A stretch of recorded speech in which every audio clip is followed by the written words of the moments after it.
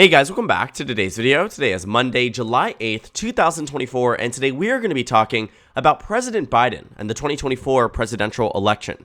Now, just this morning, President Biden, ahead of the start of session in Congress, sent a letter to Democratic lawmakers detailing exactly why he will not be dropping out of the 2024 presidential race. A very big move from the president to directly confront the Democratic Party leadership and lawmakers that are actively considering a potential pushback on President Biden as the 2024 Democratic nominee. Now, for a while now, we've been seeing a lot of conversation around President Biden, whether or not he needs to step aside, whether or not Kamala Harris needs to be taking over the campaign, and whether or not Biden in the first place even has a shot at victory this coming November. And so Democrats now are starting to see a bit of a balance here, where some members of the Democratic caucus and Democratic lawmakers are saying that President Biden needs to step aside. Roughly 5 members of Congress have come out publicly and expressed interest in pushing President Biden out of the nomination spot and replacing him with somebody like Vice President Harris or Governor Gretchen Whitmer or Governor Gavin Newsom. But on the other end, we have Democrats who have reaffirmed their support publicly for President Biden, saying that he is the best bet in this presidential election, a decision that many Democrats are starting to see as an internal civil war. Now, here's the problem. We are 120, roughly, days out from the 2024 presidential election, and now we are seeing heavy consideration around whether or not President Biden is fit to serve another 4-year term and fit to serve the remainder of this election. Now, this comes at a time where Democrats really need a unifying moment. We are 1 week out from the Republican National Convention. Donald Trump is less than 1 week away from announcing who he is going to be choosing as his vice president. And so it is a lot on the news. It's a lot on the upcoming agenda items and the tracker here for national Democrats. But they are still all consumed by a post-debate discussion around President Biden's fitness. Now, the presidential debate, was nearly 2 weeks ago. And on that debate night, many Democrats were horrified because they thought this was the beginning of the end of the Biden campaign and that Biden would have no mathematical pathway forward. And so all this conversation ensued, but the Biden campaign has been adamant they will not be dropping from the top of the ticket. And now Biden is going so far as to challenging Democrats who want to run against him at the Democratic National Convention. Not for him to step aside, not for him to say that I'm here to move on. He is fully saying, I'm all in it to win it, either challenge me at the convention or get out. And so Democrats really are now at a turning point where they have to make a decision. As more and more nationalized Democrats, people like Gretchen Whitmer, who publicly say, in no circumstance will I replace Biden at the top of the ticket, as you have many people like Vice President Harris and members of her team, reiterating she will not be moving up to the top of the ticket, that President Biden will be the nominee who was duly elected by 14 million Democratic Party voters. This is the way that Democrats are messaging on this, and it becomes increasingly more difficult to see how anyone decides to come out against President Biden more publicly over the next coming days, which means either this conversation needs to stop or it's only going to decrease the Democratic Party's chances this coming November. Now, Democrats, realistically, have a right to be frustrated in that they are losing this presidential election as of right now. The FiveThirtyEight forecast gives Donald Trump a very narrow upper hand on the chances and odds at winning the presidency this coming November. And Democrats, Representative Adam Schiff, put it perfectly in the frustration that he has, saying that Biden should be mopping the floor with Donald Trump because he's a convicted felon, because of January 6th, because of COVID, because of X, Y, and Z. But he isn't because of his age. Now, to ground us back into reality, I want to say this. No Democrat would actually be mopping the floor with Donald Trump. Even in some internal polling that shows people like Gretchen Whitmer and Pete Buttigieg doing better, at most they're winning the Rust Belt and losing the Sun Belt. You're not really seeing this mopping of the floor like some Democrats suggest might be able to be done this election. Equally, Biden being on the pathway to losing right now at 49%, not exactly completely out of reality whatsoever, a higher chance than Donald Trump had in 2016. But you can understand that some Democrats are looking at this and saying Biden should be winning and he is not, so should we replace him? But I think we are now here where the Biden admin and the Biden team, again, multiple points No, no, no, no. Read my lips. I'm not dropping out. That's the Democratic Party. From the national standpoint, people like Hakeem Jeffries, we will see an announcement likely soon about what his position is on this. People like Chuck Schumer, same thing. Nancy Pelosi, same thing. All around, though, from those in the White House and around President Biden, Dr. Biden, Joe Biden, all of these people are saying, you know what? Biden's staying in the race, and you have to deal with it. And so Democrats are now looking ahead to 2024 and November and saying, okay, we are in crunch time here. And some national Democrats have started to realize that a lot of this conversation really is falling on deaf ears. People are not paying attention to some of the outcries of lesser known congressional reps who are writing op-eds or who are making their name known by calling out Joe Biden and saying he needs to step down. These are things that sure some Democrats could view as a major dissent, but in reality, if the public isn't seeing it from 100 plus Democratic members of Congress, it probably isn't going to have the impact that these people want, right? Elected officials often make these public statements not because they personally think that they are going to be the ones to overturn it, but that they will cause a chain reaction, that this is what will open up the floodgates, as many Democrats have often referred to it. But it looks like there's patchwork being done. Patchwork being done by people like Gretchen Whitmer, who are saying Biden will be our nominee and I am behind him. Patchwork being done by people like Vice President Harris, and a lot of conversation too, that no one really knows exactly what could happen if this does in fact go through. But in reality, we do know that based on election odds, Joe Biden does have the best chance of victory when compared to Vice President Harris. And based on campaign finance laws, she would be the only one who could roll over the $250+ million that Democrats have in cash on hand across their presidential fundraising statures, which means if it's not Harris, they lose all the funds. And so really, there is one or the other scenario, right? It has to be Harris, it has to be Biden. That is really the only circumstance here, which is why we also might be starting to see some Democrats backpedal. Because a lot of the internal data that we knew from 2020 showed that Harris on her own wasn't stronger than Biden in head-to-head matchups against Trump. When you saw the 2020 election data when Kamala Harris was running for president, she did not perform better than Biden in any metric in a single battleground state. While I do think she is much more well-known, much more well-liked than she was as a candidate, she is still the sitting vice president, and still a lot of the baggage that the Biden team has, she brings over as well. She may not be older, but we forget that Kamala Harris hasn't been as well positioned on the national level in the way that Republicans would be able to use different things against her. She doesn't have as much of a nationalized story. She doesn't have as much of a vetting process that goes into her in her background. She doesn't have as much opposition research being sprung up against her that would be more important if she was the ultimate executive at the top of the ticket. There is baggage here with Kamala Harris, and not to say that that means she at all would have no chance of victory. But 538 finds that she has roughly a half chance of what Biden has in this coming November election. And I think a lot of Democrats are starting to become aware of that. It also doesn't help that any and all of the Democrats who seem to be coming out publicly against President Biden are now starting to see internal pushback by members of their constituency and the Democratic Party at large. In fact, you are now seeing that in some cases where people like Senator Mark Warner are trying to privately huddle a meeting and ask, does Biden have what it takes to win this election, that members of other Democratic offices are leaking it to the press, and then Mark Warner's office has to completely call it off. Why?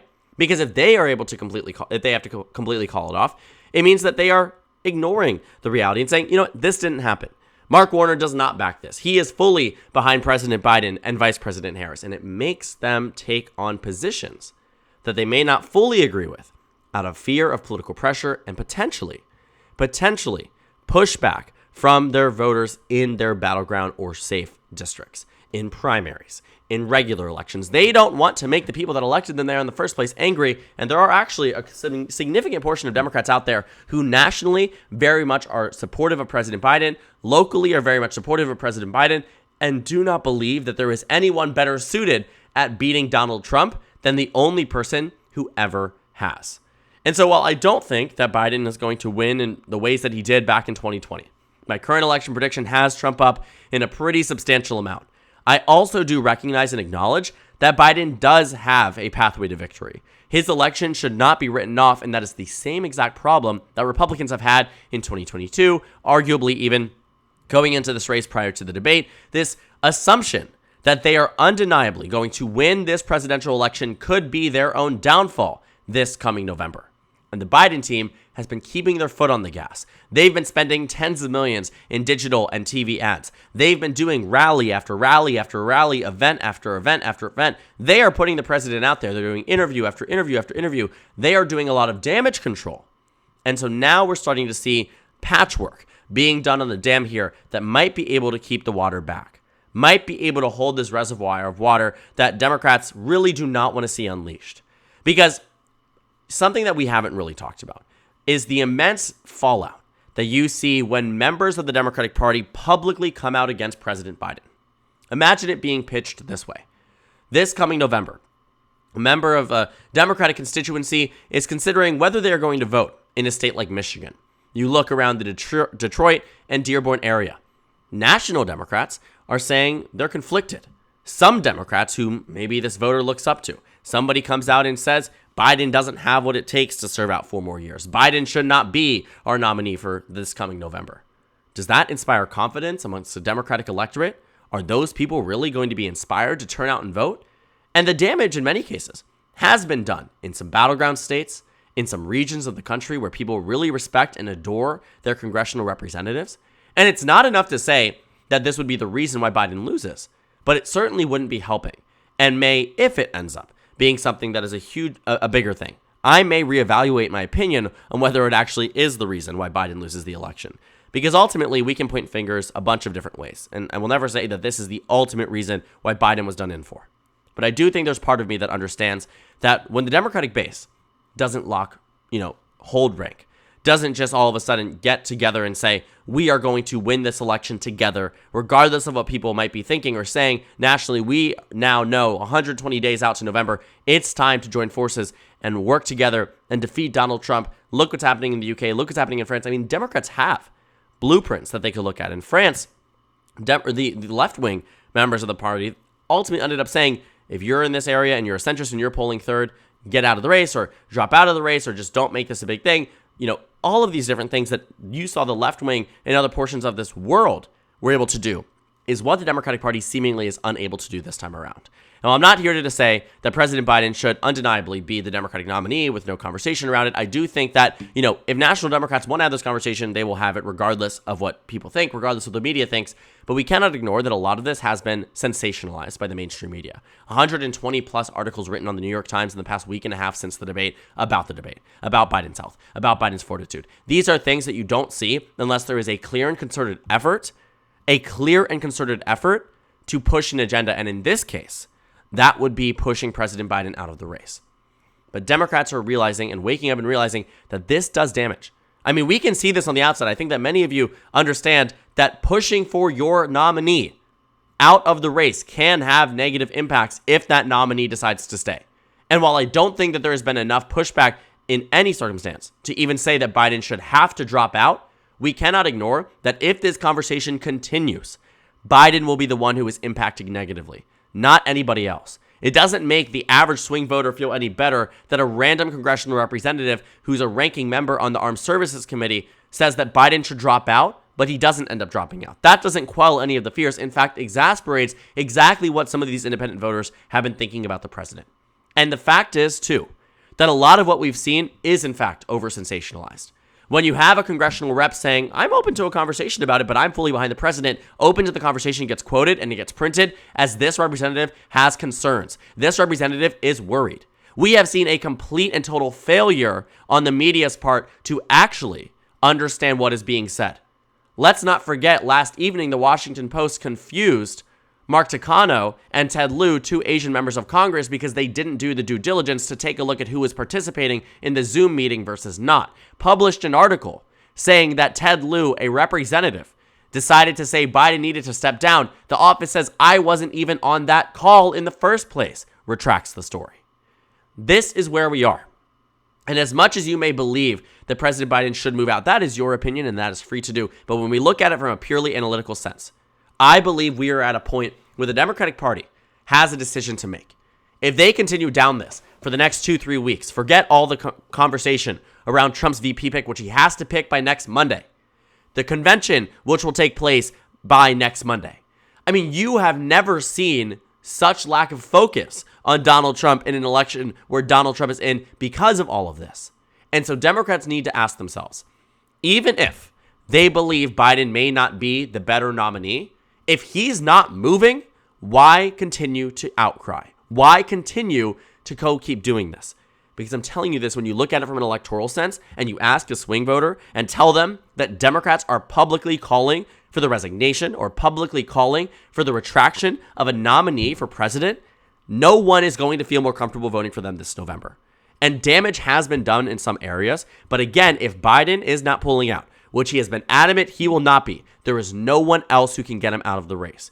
He won the Democratic Party primary. He will be the nominee should he want to be. And if he does not leave on his own terms, Democrats need to lock rank. They need to get in together. And they need to focus on winning this election if they want to have any chance at doing so. Because all this conversation about how they won't win the election may be the reason why they won't win the election. The focus needs to be now on organizing, getting out the vote, TV ads, fundraising. Democrats have won elections before against Donald Trump, and they did it with the same nominee they will have this coming November. And it is a question of whether or not they can join forces enough to get this over this hump, over this big hurdle for the Biden campaign. Because as much as we see this from a Twitter standpoint, or we see this from our push alerts from the New York Times and the Washington Post with all these random articles speculating about the president's ability to serve out this election, it has been clear he will not drop out of the race, and he's going so far as to saying, I dare you to run against me at the convention. Challenge me at the convention. That does not sound like words of somebody who is going to bow out of this race. And so Democrats need to realize, too, that at this point, these are the cards they've been dealt with. They have Trump, Agenda 47, Project 2025, and then they have Biden, who's old. They have to make a decision there where it says, either they're comfortable with Trump being elected or they are going to push for Biden even if they don't think he will win in the first place. Because elections can't be given up this early. Elections cannot be given up 4 months out, and I think that is also something, too, that I've seen a lack of understanding from nationalized Democrats who come out and speak on MSNBC and speak on CNN and whatever it might be, whatever network you're looking at, and saying, I have concerns. Fair. But public concerns mean it trickles down to concerns amongst private citizens, concerns amongst independent voters. And not to say those concerns never existed without this, but perpetuating it. And coming from the left, when Republicans have never done this to their nominee. The last time I remember this happening was back in 2016 when the tape leaked around Donald Trump, and you had many people publicly saying, including sitting senators, I no longer support Trump. I am pulling out of him. And you know what? This was a month before the election, and Donald Trump survived and won. You can do that in this country. You can do that in American politics because Donald Trump did. And I get the standards are different, and we need to acknowledge that too. Part of the reason why I think that at some point this really needs to end in conversation, because if it isn't happening, it isn't happening, and no screaming and shouting is going to make it happen. And, may be very, very uncomfortable and may be very, very upsetting to some Democrats.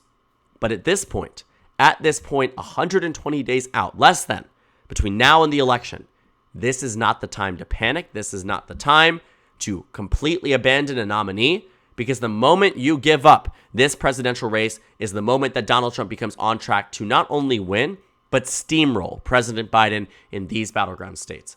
And so there will be a lot of conversation within the Democratic caucus, amongst national Democrats, amongst gubernatorial Democrats to say, at this point, you might have concerns, but this is our nominee. This is who we are backing. And this is a candidate who we believe is better than President Trump in every single way. And so making sure that he wins and not POTUS 45 is going to be that line of messaging that Democrats need to be very aware of and will likely see from national leadership between now and the next coming weeks. So here we are, July 8th, nearly 2 weeks after the first presidential debate. Still conversations around President Biden's ability to serve. Still questions around President Biden if he will be serving out this election.